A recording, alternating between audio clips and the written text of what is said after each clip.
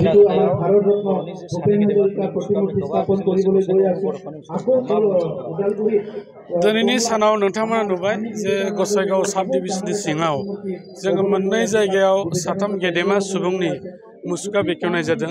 बिन्नाखाथायाव जोहोलाव नीलेश्वर ब्रह्मजों लोगोसे अस्ताद कामिनी कुमार नार्जारी बिथांमोननि मुसुखाखौ जों बेखेवखांबाय। मानगोनां बिटिआरनि चिफ प्रमद बर' बिथाङा आरो दायै जोङो नैबे गसाइगावनि जे हार्ट बे मोनसे जायगा बे जाबाय सारियालिनि बे साखाथियाव मोनसे फिसा पार्क दङ। बे पार्कआव जोंनि बर' माहारिनि बिफा बड'फा उपेन्द्रनाथ ब्रह्मनि मुसुखाखौ दा जोंनि मानगोनां बिटिआरनि चिफ प्रमद बर' बिथाङा बेखेवबाय। दा बेजों जोंहा बे ओनसोलनि गासिबो बर' हारिजों लोगोसे गुबुन गुबुन हारि माहारिफ्रा दिनै गोजोननाय मोन्दों।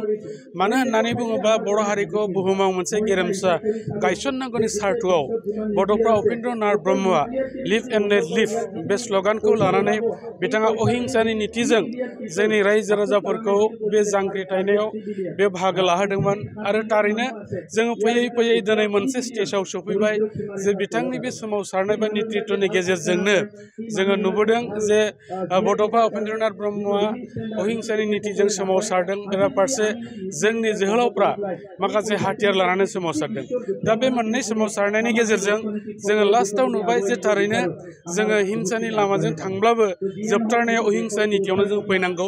आरो भारत बादि मोनसे गणतान्त्रिक हादोराव जोङो सावरायलायनायनि गेजेरजोंसो मोनसे सुक्तियाव जों फैनो हायो। दा जोङो बिएसि बिटिसि आरो बिटिआरखौ मोननो हाबाय। आरो बे मोननायनि गुदियावनो दङ बड'फा उपेन्द्रनाथ ब्रह्मनि बिथांनि सान्थौ आरो सानस्रि। आरो बिथांनि सान्थौ आरो सानस्रिखौ दिनै जोंनि गासै बे खालि बर' हालाम एबा जोंनि आसाम बेल' नङा सारा भारत बर्षआव दिनै स्वीकृति होदों। थारैनो बे सासे गेदेमा सुबुंमोन। आरो बे जुदि बर' माहारियाव जुदि उजियाबालानो गुबुन माहारियाव उजियोमोनब्ला बे भारत बर्षनिनो सासे मुंदांखा सासे सुबुं जागौमोन होननानै गोबां मानसिया बुङो।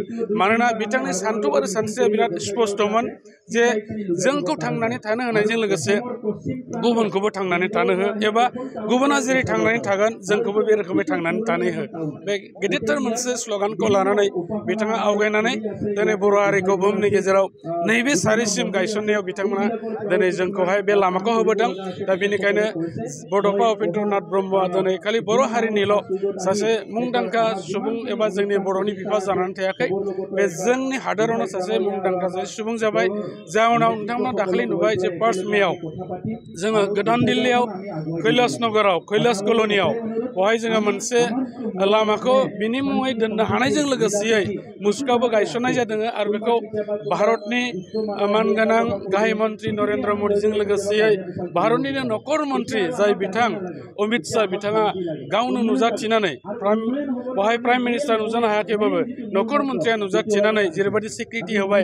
लोगोसेयै आसामनि जे chief minister doctor Himanta Biswa Sharma बिथाङाबो जे बे गोथार हाबाफारियाव बाहागो लानानै जोंनि हारिखौ जे स्वीकृति होबाय एबा बड'फाखौ जे स्वीकृति होबाय बे जोंनि थाखाय मोनसे गिदिर बाथ्रा। आरो लोगोसेयैनो आथिखालनि बिटिआरनि चिफ मानगोनां प्रमद बर' बिथाङा बे गेदेमा सुबुंफोरखौ जोंनि गेजेराव गोथां महर होनो थाखाय आरो इयुन जोलैया जाहाथे बिथांमोनखौ अराय सिबिलांनो हायो, बिथांमोननि जारिमिनखौ मिथिलांनो हायो, बेफोरबायदिनो जोङो मुसुखाफोरखौ गायसनलांगोन।